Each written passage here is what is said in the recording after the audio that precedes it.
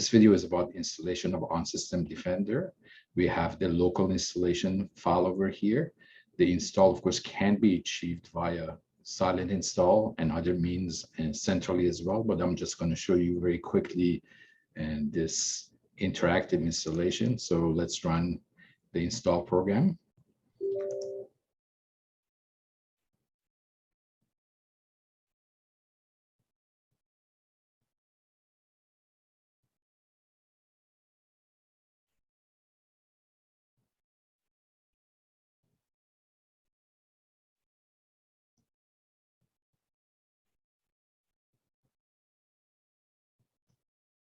Let's walk through the installation together, accept the terms and conditions. If this was a brand new installation, you would need to put a serial number that we have given you over here. And this is a private serial number for you. This is, I'm upgrading basically based on what is on this machine already. So I don't need to put the serial number. So let's just say next and let the installation complete. That's what all you have to do to get things going.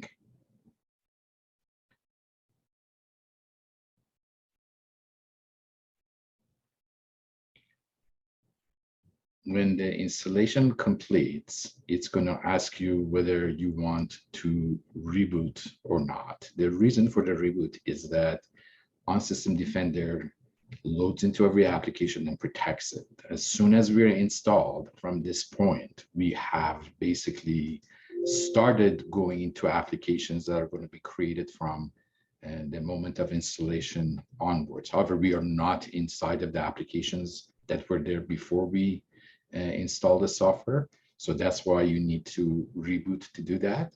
When the software is installed for the first time, it will be running in the basically yellow state, which is you are running a full audit mode.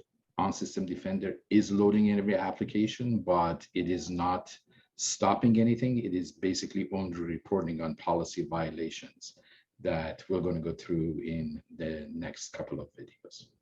Thanks very much.